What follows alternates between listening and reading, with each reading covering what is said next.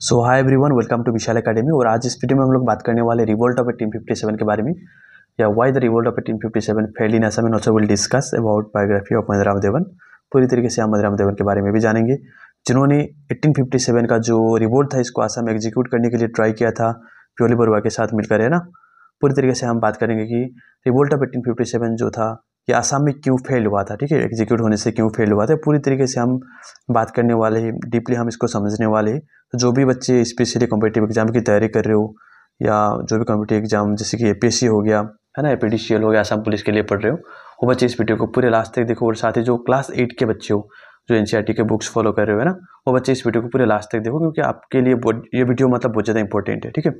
तो चलिए शुरू करते हैं। पर शुरू करने से पहले मैं आप लोगों को रिक्वेस्ट करना चाहता हूँ कि अगर आप लोगों ने इस वीडियो को लाइक नहीं किया तो वीडियो को लाइक कीजिए, वीडियो को शेयर कीजिए, व्हाट्सएप फेसबुक आप कहीं पर भी इस वीडियो को शेयर कर सकते हो। और साथ ही इस वीडियो को अगर सब्सक्राइब नहीं किया है तो ये नीचे दिए गए लाल बटन को दबाकर सब्सक्राइब कर लीजिए। और साथ ही अगर आज के इस क्लास का पीडीएफ अगर आप लोग डाउनलोड करना चाहते हो तो नीचे दिए गए लिंक में, या आप डायरेक्टली टेलीग्राम में जाकर विशाल एकेडमी सर्च करके वहाँ से आप लोग इस क्लास का पीडीएफ को एक्सेस कर सकते हो। या साथ ही और भी कई सारे हम मान लीजिए टेलीग्राम चैनल में कई सारे स्टडी मटेरियल वगैरह अपलोड करते रहते हो, वो आप लोग वहाँ से एक्सेस कर सकते हो, ठीक है। तो चलिए नेक्स्ट स्लाइड के ऊपर चलते हैं। तो सबसे पहले हम इसकी इंट्रोडक्शन करेंगे, इंट्रोडक्शन के ऊपर बात करेंगे। तो रिवोल्ट ऑफ 1857 क्या है ये जानना हमको इंपॉर्टेंट होता है, कि why the revolt of 1857 fail in Assam, ये जानने से पहले।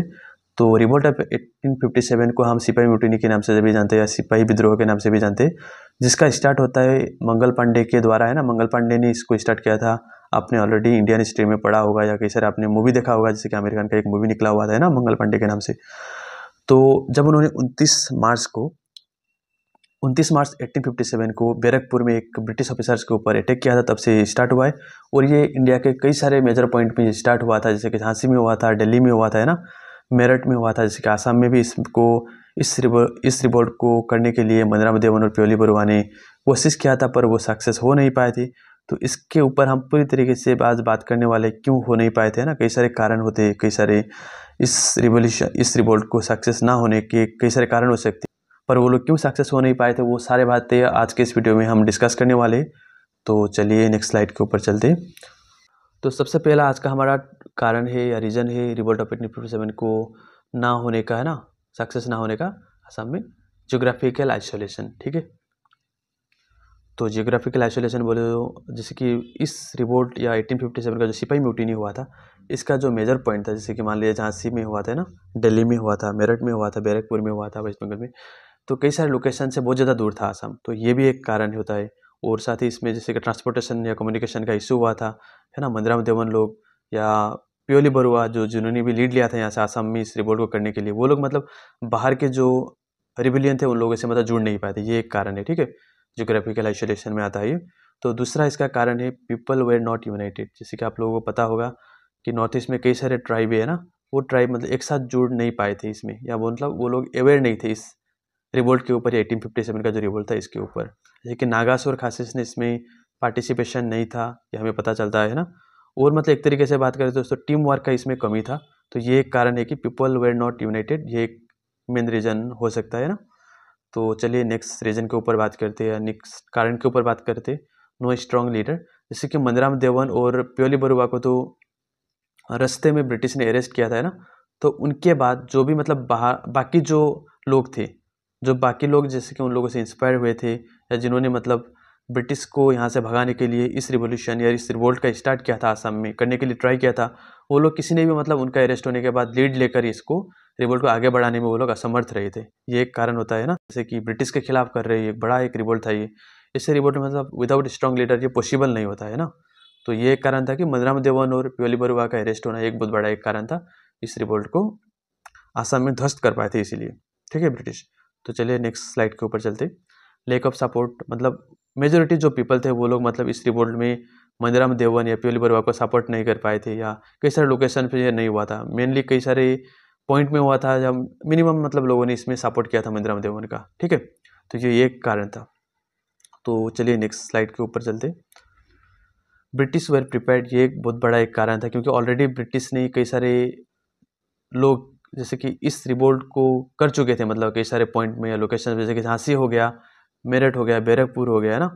तो उन लोगों को ध्वस्त कर दिया था ऑलरेडी, मतलब इस रिवोल्ट को ख़त्म किया था। तो उससे मतलब वो लोग प्रिपेयर्ड हो गए थे किस तरीके से इसको लाइक हैंडल करना है, किस तरीके से इसको ख़त्म करना है। तो इसीलिए वो लोग पूरी तरीके से प्रिपेयर्ड थे और उन लोग का एक स्ट्रॉन्ग आर्मी बेस था, जिसके कारण वो लोग आसाम में इस रिवोल्ट को शुरू होते ही ख़त्म करने में सक्सेस हो पाए थे। ठीक है,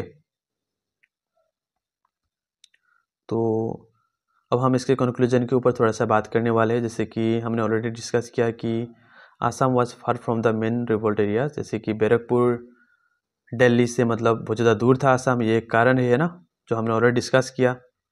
पीपल वेर नॉट यूनाइटेड, ये एक कारण था, मेजर कारण था इस रिवोल्ट का फेल होने का, है ना, आसाम में। और स्ट्रॉन्ग लीडर का कमी भी एक कारण था, है ना। और ऑलरेडी ब्रिटिश प्रिपेयर थे इस रिवोल्ट के ऊपर, क्योंकि बाहर ऑलरेडी ये हो चुका था या होकर ख़त्म हो चुका था, ब्रिटिश ने ख़त्म कर लिया था। तो इसलिए वो लोग प्रिपेयर्ड थे, या आर्मी उन लोगों का एक स्ट्रॉन्ग एक आर्मी बेस था, ये एक कारण था, है ना। तो ये हो गया conclusion. But the leaders like Mandaram Dewan and Piyoli Barua became heroes and inspired future fights for freedom, है ना। जो फ्यूचर में जो फ्रीडम फाइट हुआ था, है ना, इसमें मतलब वो इंस्पिरेशन बन गए थे एक तरीके से पियोली बरुआ या मंदराम देवन, कि हम ब्रिटिश के खिलाफ मतलब रिवोल्ट कर सकते, आंदोलन कर सकते, जो मतलब मंदराम देवन या पियोली बरुआ से हमें सीखने को मिलता है ना। जो मतलब फ्यूचर में जो फ्रीडम फाइटर थे वो लोग मतलब सीख पाए थे यहाँ पर। ठीक है, तो यह था कारण, जो जिस कारण रिवोल्ट ऑफ 1857 फेल्ड हुआ था आसाम में, है ना, एग्जीक्यूट होने से पहले मतलब ख़त्म हो गया था, एक तरीके से आप बोल सकते हो। तो अभी हम बात करने वाले हैं मंदराम देवन के बारे में, या उनके बायोग्राफी के बारे में। ना विल डिस्कस अबाउट मंदराम देवन से बायोग्राफी। तो मंदराम देवन सबसे पहले मतलब अर्लीस्ट फ्रीडम फाइटर थे यहाँ के, है ना, आसाम के, या एक तरीके से हम इंडिया के भी बोल सकते हैं, क्योंकि 1857 का जो रिवोल्ट था, इसको सबसे पहला मतलब इंडिपेंडेंट वार हम या इंडिपेंडेंट रिवोल्ट बोल सकते हैं अगेंस्ट ब्रिटिश। ठीक है, तो इसमें उनका एक इम्पोर्टेंट रोल था आसाम में, है ना। और his courage and sacrifice made him a hero of Assam history. ठीक है, तो आसाम हिस्ट्री में हम उनके करेज और सेक्रीफाइस के कारण हम इनको एज ए हीरो के रूप में जानते हैं, जिन्होंने मतलब एक इम्पोर्टेंट रोल निभाया था 1857 का जो वार था या रिवोल्ट था, इसमें आसाम में करने के लिए ट्राई किया था जिन्होंने, है ना। कई हद तक सक्सेस भी हुए थे, पर पूरी तरीके से मतलब सक्सेस हो नहीं पाए थे as compare to others location, others जो भी पॉइंट थे। ठीक है, तो अभी हम उनके थोड़ा अर्ली लाइफ के बारे में जानते हैं। जैसे कि मंदराम देवन का जन्म हुआ था 17 अप्रैल 1806 में, है ना, और जोरहाट में हुआ था, जो आज का जोरहाट है आसाम में। तो वहाँ पर उनका जन्म हुआ था। उनका पूरा नाम था मंदराम दत्ता बरुआ। और साथ ही अगर आप लोग आज के इस टॉपिक, जैसे कि हमने अभी बात कर रहे हैं मंदराम देवन की बायोग्राफी के बारे में, अगर इस वीडियो को पूरी तरीके से आप लोग जानना चाहते हो तो कमेंट सेक्शन में एक लिंक है, जो मैंने ऑलरेडी एक वीडियो बनाया हुआ है बायोग्राफी ऑफ मंदराम देवन। तो उस वीडियो में जाकर आप पूरी तरीके से जान सकते हो। ठीक है, तो उनका पूरा नाम था मंदराम दत्ता बरुआ। ठीक है, और वो मतलब स्टार्टिंग में एक ब्रिटिश के ईमानदार साथी या विश्वास पात्र थे। मंदराम देवन ने मतलब ब्रिटिश को हेल्प किया था टी इंडस्ट्री को यहाँ पर एग्जीक्यूट करने के लिए, इस्टेब्लिश करने के लिए। और इन्होंने खुद एक टी स्टेट या टी गार्डन मतलब इस्टेब्लिश किया था, जिसको हम सेनामारा टी स्टेट के नाम से जानते हैं, जो मतलब अभी जोरहाट में है। ठीक है, मैंने इसको हाईलाइट कर दिया है। ये क्वेश्चन आ सकता है, मतलब पीएससी में इस तरीके का क्वेश्चन आ सकता है कि मंदराम देवन ने एक टी गार्डन को इस्टेब्लिश किया था। He became the first Indian to own the tea garden known as Cinnamara tea estate. ठीक है, इंडिया के सबसे पहले जिन्होंने टी स्टेट का इस्टेब्लिश किया था, जो इंडियन ओरिजिन के है। ठीक है, जिसका नाम है सिनेमारा टी स्टेट। तो वो मतलब बाद में ब्रिटिश के, जैसे कि हमने ऑलरेडी बात किया है, पॉलिसीज के खिलाफ हो गया, है ना। हाई टैक्स के कारण, एक्सप्लॉयटेशन के कारण मतलब लोगों को कोई सारे शोषण किया था ब्रिटिश ने यहाँ के लोकल लोगों को, है ना। उस कारण वो आने पे हो गए थे और ब्रिटिश के खिलाफ हो गए थे। और जिस कारण उन्होंने 1857 का जो रिवोल्ट था, इसको आसाम में करने के लिए, एग्जीक्यूट करने के लिए ट्राई किया था, पर लोगों का कई सारे कारण है जो हम already we have discuss about it. और मंदराम देवन ने कंदपेश्वर सिंह को, जो अहोम डायनेस्टी के जो लास्ट किंग एक तरीके से हम बोल सकते हो ना, जो अहोम वंश के थे, जो इनको अहोम मोनार्ची जो था, इसमें मतलब रेस्टोर करने के लिए ट्राई किया था, मतलब फिर से उनको राजा बनाने के लिए ट्राई किया था, और ब्रिटिश को यहाँ से उखेड़ कर पूरे तरीके से बाहर भगाने के लिए उन्होंने ट्राई किया था। ठीक है, इस 1857 का जो रिवोल्ट था, इसका एक कारण ये भी था। सबसे बड़ा कारण तो ये था कि मतलब वो लोग हाई टैक्स ले रहे थे लोगों को, है ना। तो उन्होंने वो समझ पा रहे थे कि ब्रिटिश अगर यहाँ पर ज़्यादा दिन रहे तो मतलब ये हमारे लोगों के लिए, इंडिपेंडेंट के लिए बहुत ज़्यादा खतरा बन सकती है। तो ये भी एक कारण था। और कंदपेश्वर सिंह को वो रेस्टोर करना चाहते थे अहोम मोनार्ची में। फिर 26 फरवरी 1858 को मदराम देवर के साथ प्योली बरुआ को भी मतलब अरेस्ट किया गया था, है ना। अरेस्ट करके उन लोगों को फांसी दे दिया गया था। और भी कई सारे रिबेलियन थे जिनको फांसी दे दिया गया था, ठीक है। तो इस तरीके से जो 1857 का जो रिवोल्ट था, इसको असम में आने से पहले ही ध्वस्त कर दिया गया था ब्रिटिश के द्वारा। सभी को समझ आ गया होगा। तो चलिए आज का इस वीडियो यहीं पर ख़त्म कर देते। तो आप लोगों को अगर वीडियो अच्छा लगा तो वीडियो लाइक कीजिए, वीडियो को शेयर कीजिए और चैनल को सब्सक्राइब कीजिए ताकि आने वाले वीडियो की नोटिफिकेशन मिले इसे।